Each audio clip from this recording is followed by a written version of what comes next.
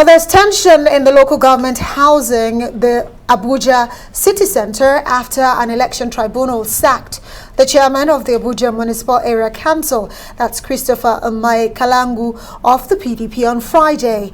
But despite plans to file a stay of execution and appeal, supporters of Kalangu says a new chairman from the APC is to be sworn in, thereby leading to altercations with security agencies sealing the secretariat.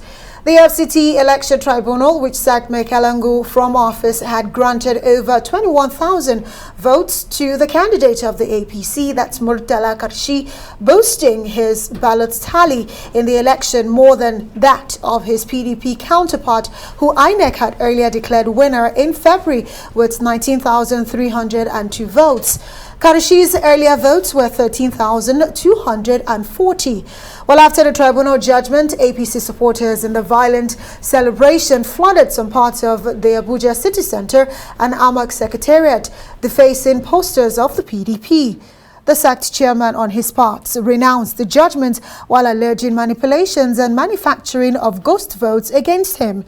The PDP says that a new council chairman cannot be sworn in when an appeal is on course, while urging the FCT minister, Mohammed Bello, to ensure peace. You said the only offense committed was overvoting. Overvoting where? Location, polling unit, you didn't tell us. Cancelled or not cancelled, you didn't tell us.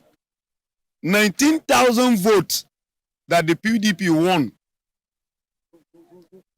13,000 votes APC won.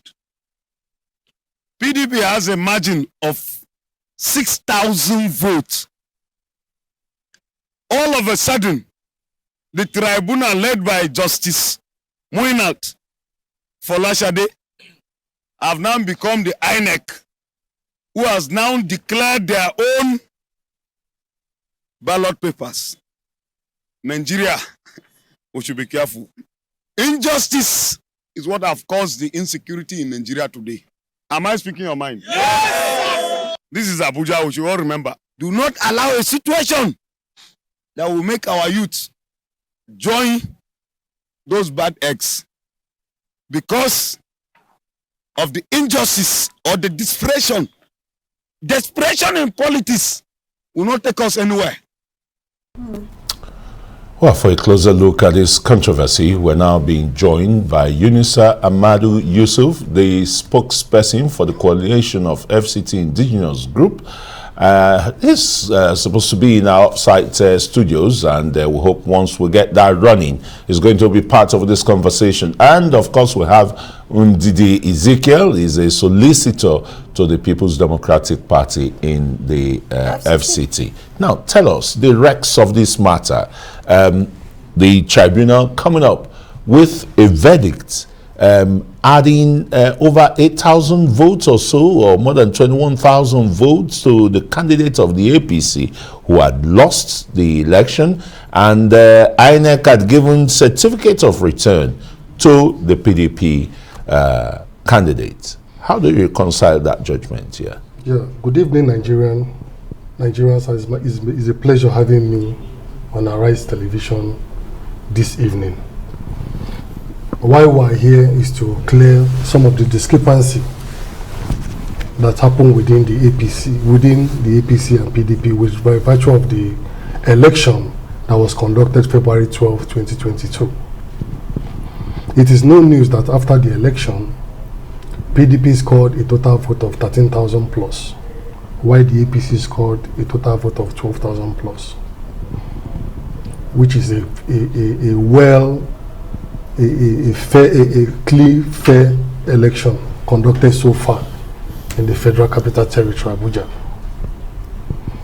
But in the quest of being desperate for power, APC came up with different dimensions in the tribunal in the first instance, that the executive chairman does not have certificates, that the executive chairman was bearing different name, Christopher Kalangu, Christopher Zaka, Zaka Christopher Mikalangu, which he swore on affidavit that he that is not what the tribunal's judgment hinged. I'm just trying to no, I mean, some of this foundation we know. You get the point. So the tribunal has reached a judgment. It has added more votes to the APC's candidate. Where did the votes come from? Was that from INEC? The vote does not emanate from INEC. The tribunal erred in law by virtue of the fact that they concocted result on their own and declared. The bulk of the matter is this: the form ECA that was tendered by INEC was jettisoned by the tribunal. Why? The trial judge gave his reason that why it was jettisoned was that because the form collated from the agents, from the staffs of NSCDC, Civil Defense, and other agents around from Abuja came on the 27th of February 2022, 5 days after the election.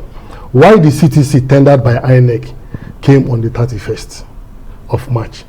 So in her wisdom, she said it is better for her to admit the one tendered by the agents, the agent of other political parties or whatsoever. Over that of INEC. Over that of INEC. Okay, so this entire election has been quite controversial from the onset, because even after the PDP were declared winners, we saw an attempt to actually elongate the tenure of the previous chairman of not just AMAC, but most of the local government chairman. And even it took until May 20th before we saw that swearing in. But the question is, because APC now have raised some objection to the stay of execution and also the notice of appeal. They're saying no court in the FCT granted you, the council, to the PDP candidate. That can you confirm to us that the stay of execution that you are alleging that you have and the notice of appeal were granted to you by a competent court of jurisdiction right here in the FCT, which is what you're using to say you should remain in office until that appeal is heard?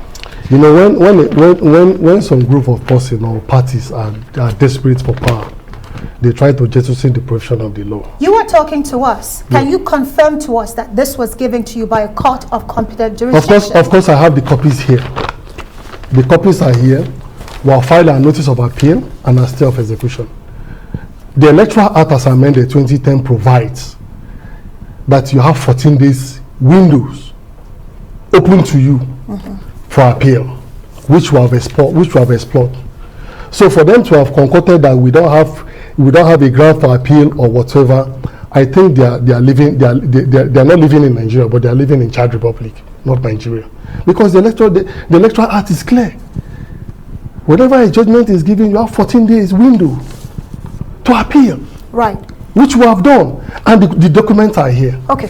So thank you for confirming to us that this was issued to you by the court. But my question is, Abuja as it is has been tense as it concerns security in the last couple of weeks after the attack at the Kuje prisons and other security activities have happened in the nation's capital, where we're seeing heightened security. My question is, why are the two parties deciding to almost take laws into their hands? Because we saw someone speaking on behalf of the now sacked chairman of AMAC saying that, you know, we might cause some more trouble. I think PDP is a law-abiding party that respects the rule of law. Right from the inception, PDP has been a party that respects the rule of law and doesn't take the laws into their hands. Why I said this is that when this judgment was given, it was like a premeditated attempt, because we got a lot of fillers. Even before a day to the election, on Facebook they were already celebrating, and I called my party to order that the court is a court of last resort. That the court is a court of last resort. We should not be deterred. PDP won that election landslide with 19,000. No. Won that election with 9 wards against 3 wards. We have 9 wards and the APC has 3 wards. We had about 19,000 plus and they had about 13,000 plus. Now, the trial judge in her wisdom, collated the results, submitted, by agents, security